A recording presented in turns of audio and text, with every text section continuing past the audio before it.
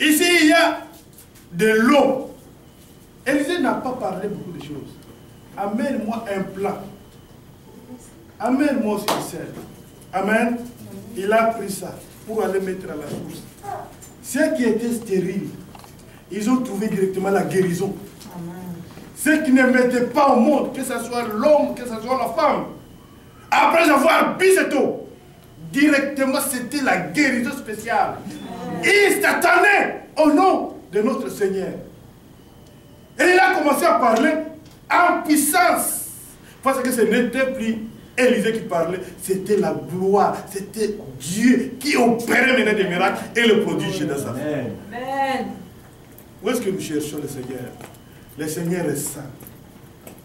Approchons devant notre Seigneur. Il va faire des miracles et des prodiges. Gloire à Dieu. Amen.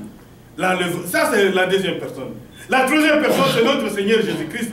Nous avons l'état qui coule. Regardons dans 1 Actes des Apôtres, chapitre 1. Actes des Apôtres.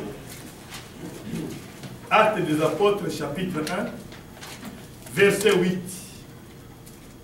Actes des Apôtres, chapitre 1, verset 8.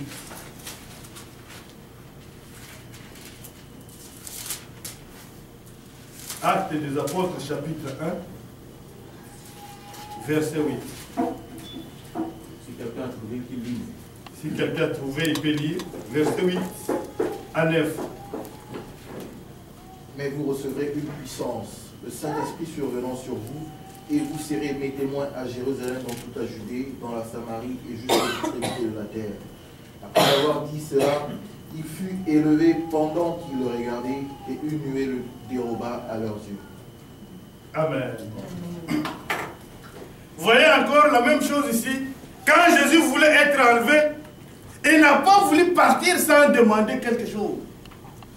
Sans avoir laissé quelque chose d'espoir, de puissance à ses disciples. Il dit, vous recevrez le Saint-Esprit. Et vous serez mes témoins. Mais dire, quand le Saint-Esprit viendra, vous ne serez pas les mêmes. Vous serez transformés. Vous serez maintenant mes témoins en Judée, en Samarie, un peu partout, jusqu'aux extrémités de la terre. La Bible déclare, au même moment, en train de parler ces paroles, directement, il fut enlevé. Et les gens ont vu comment il est en train de partir. Et si vous continuez à lire en bas, vous allez voir qu'il y a des anges qui sont arrivés. Qui dit maintenant aux disciples, la même manière que vous les voyez partir, c'est de la même façon qu'ils vont revenir. Amen. La même façon que vous les voyez monter, c'est la même chose qu'il reviendra encore pour prendre son église. Tu seras où mon frère, ma soeur.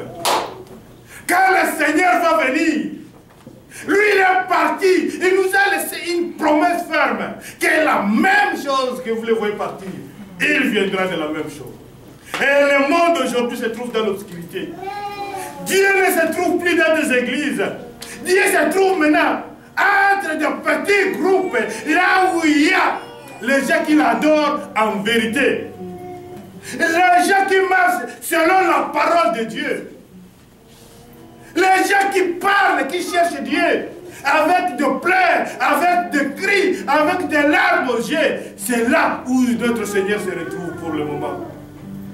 Il dit, de la même façon que vous le voyez, il sera la même chose de retour. Amen. Amen. Regardons maintenant pour nous.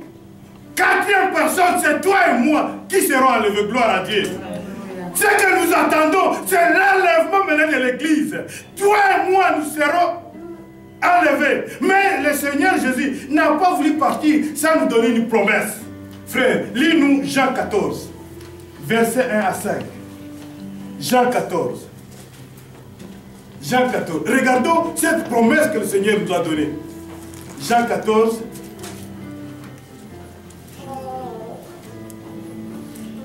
Jean chapitre 14. Tu peux lire, frère. Verset 1 à 4. Que votre cœur ne se trouble point. Croyez en Dieu et croyez en moi. Il y a plusieurs demeures dans la maison de mon Père. Si cela n'était pas, je vous l'aurais dit. Je vais vous préparer une place. Et lorsque je m'en serai allé et que vous aurez préparé une place, je reviendrai et je vous prendrai avec moi. Amen. Afin que là où je suis, le Seigneur n'a pas voulu rester. partir. Je pars pour vous préparer une place. Voilà la promesse. C'est Jésus lui-même qui prononce ce mot. Je pars, ce n'est pas pour rester. Non, c'est pour vous préparer